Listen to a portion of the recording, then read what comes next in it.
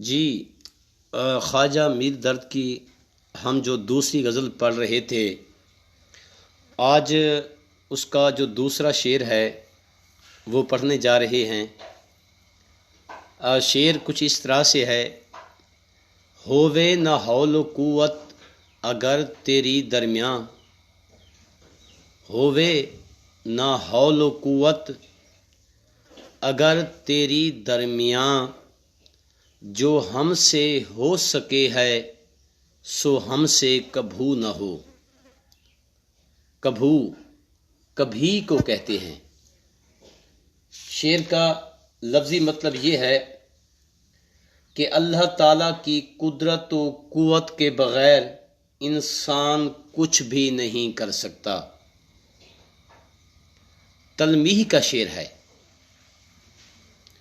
نیچے کتاب پر اس تلمیح کا جو پس منظر ہے یا جو قرآنی آیت ہے وہ لکھی ہوئی ہے: طاقت اور قدرت۔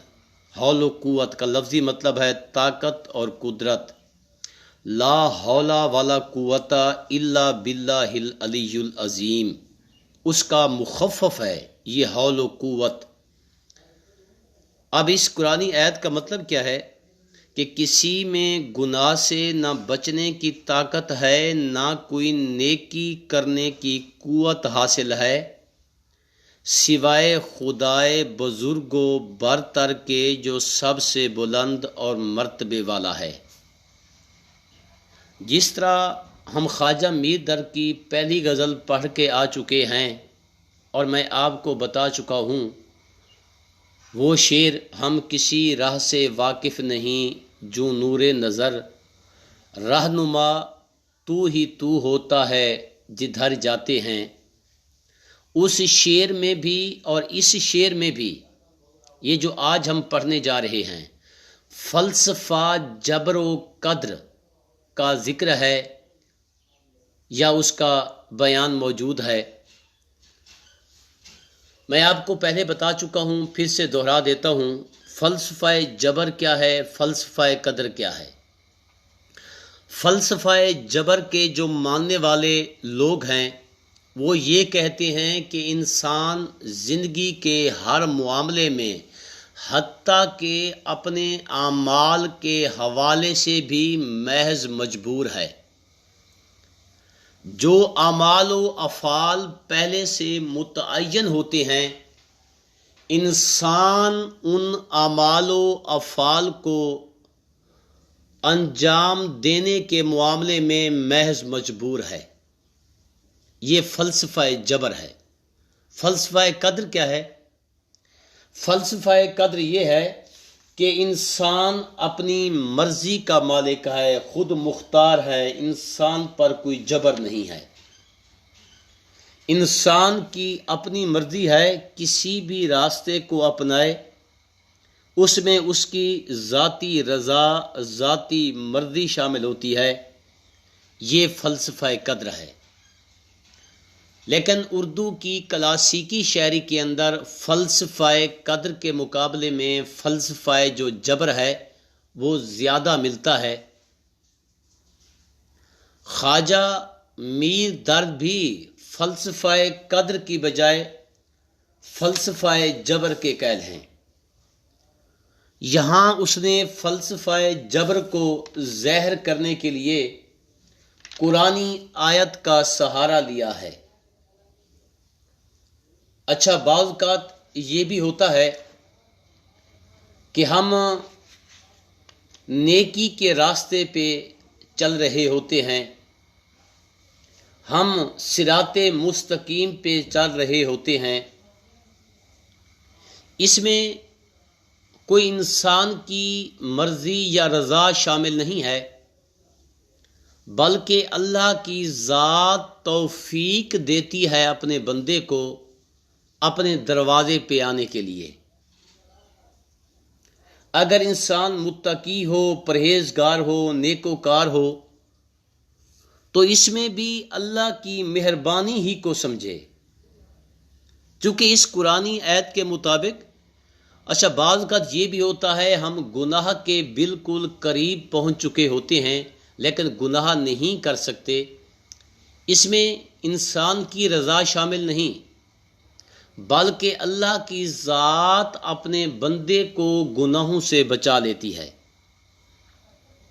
چونکہ اس قرآنی آیت کے نزدیک یہی مفہوم ہے، نہ کسی میں گناہ سے بچنے کی طاقت ہے، نہ کوئی نیکی حاصل کرنے کی، یعنی اگر ہم گناہ سے بچ جاتے ہیں یا نیکی کے راستے پہ چل رہے ہوتے ہیں تو اس میں جو اللہ کی توفیق ہوتی ہے وہ ہمارے حسب حال ہوتی ہے، ہمارے ساتھ ساتھ چل رہی ہوتی ہے۔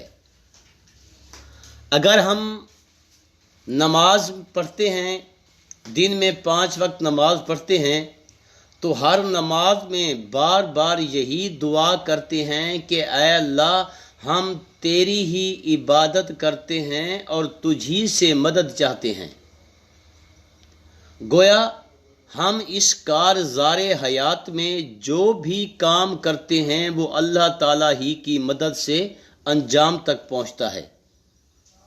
اس لیے اس شعر کے اندر خواجہ میر درد فلسفہ جبر کا ذکر کرتے ہوئے کہتے ہیں کہ ہووے نہ حول و قوت اگر تیری درمیان، اے اللہ اگر آپ کی مہربانی، شفقت، توفیق انسان کے حسب حال نہ ہو، جو ہم سے ہو سکے ہے سو ہم سے کبھی نہ ہو، جو ہم کام کر رہے ہوتے ہیں نیکی کا، ہم کبھی بھی وہ نیکی کا جو کام ہے کر بھی نہیں سکتے تھے۔ تقریباً ہر شاعر نے انسان کو محض مجبور کہا ہے۔ بقول اقبال تیرے آزاد بندوں کی نہ یہ دنیا نہ وہ دنیا، تیرے آزاد بندوں کی نہ یہ دنیا نہ وہ دنیا، یہاں مرنے کی پابندی وہاں جینے کی پابندی۔ اور ابراہیم ذوق نے بھی یہی بات کی تھی، لائی حیات آئے قضا لے چلی چلے، لائی حیات آئے قضا لے چلی چلے، اپنی خوشی سے آئے نہ اپنی خوشی چلے۔ گویا دوسرے الفاظ میں مختصر طور پر خواجہ میر درد نے اس شعر کے اندر فلسفہ جبر کی بات کی ہے اور انسان کو محض مجبور قرار دیا ہے۔ جہاں تک فکری و فنی محاسن کا تعلق ہے، پہلی خوبی یہ ہے کہ شاعر نے بتایا ہے کہ انسان اللہ کی قدرت کے سامنے بے بس ہے۔ دوسری خوبی یہ ہے کہ یہ شعر درد کے صوفیانہ مسلک کا عکاس ہے۔ تیسری خوبی یہ ہے کہ حول و قوت عربی ترکیب ہے۔ چوتھی خوبی یہ ہے کہ یہ شعر تلمیح کا ہے۔ پانچویں خوبی یہ ہے کبھو اور ہووے یہ متروک الفاظ ہیں، اب یہ الفاظ اردو میں استعمال نہیں ہوتے، ترک ہو چکے ہیں، متروک الفاظ ہیں۔ اور آخری خوبی یہ ہے کبھو نہ ہو سے انسان کی جو بے بسی ہے وہ جھلک رہی ہے۔ جی آج جو ہے ہمارا جو دوسرا شعر ہے وہ مکمل ہو گیا ہے، پھر کل کے لیکچر میں جو تیسرا جو شعر ہوگا وہ ہم کل پڑھیں گے۔ اگر ان میں سے کوئی سوال کرنا چاہیں گے تو مجھے خوشی ہوگی۔